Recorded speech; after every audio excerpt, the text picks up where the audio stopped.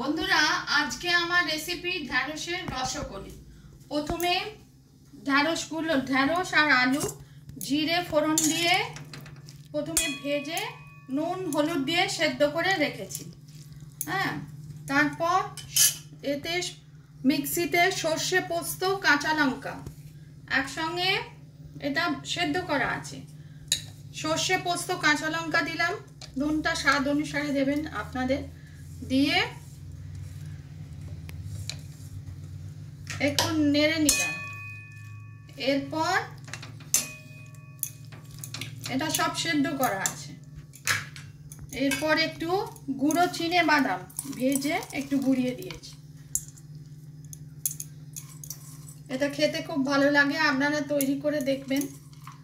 Recipe পছন্দ হলে like করবেন, চ্যানেলটিকে সাবস্ক্রাইব করার অনুরোধ রইল। এরপর এটাকে ঢেলে নিচ্ছি। এর মধ্যে রসকলি আমি নাম দিয়েছি কেননা এটা আমি নারকেল দেবো আর ওপর থেকে একটু ধনে পাতা দেবো। এটা খেতে খুব ভালো লাগে, আপনারাও করে দেখতে পারেন।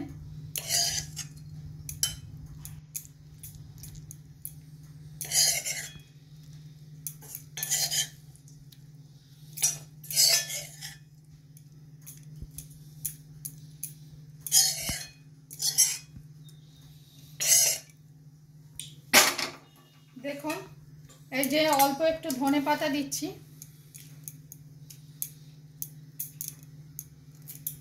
আর সব সেদ্ধ করাই আছে, আমি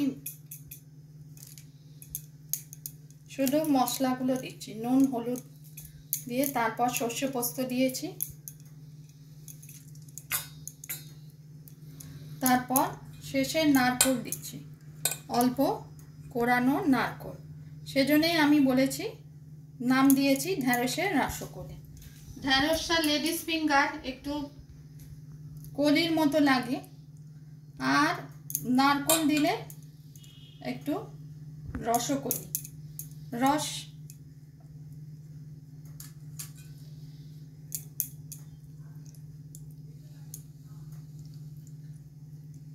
এই দেখুন, ছোট ছোট করে কুটেছি।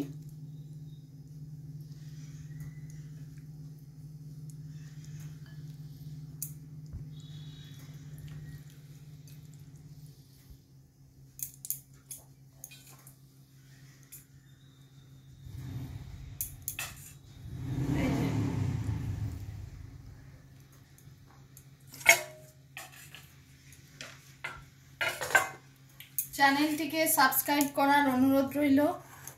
রেসিপিটি পছন্দ হলে প্রথমে নুন হলুদ, ঢ্যাঁড়সটা তেলে ভেজে নুন হলুদ দিয়ে সেদ্ধ করে নিয়েছি। তারপর দিলাম ভাজা চিনেবাদাম, তারপর ধনে পাতা দিয়েছি, আর নামানোর আগে তারপর আমি দিয়েছি একটু নারকেল। খুব সুন্দর লাগে। রেসিপি পছন্দ হলে লাইক করবেন, চ্যানেলটিকে সাবস্ক্রাইব করার অনুরোধ রইল। আপনারা সকলে ভালো থাকবেন, ধন্যবাদ। ঢ্যাঁড়সের রসকলি।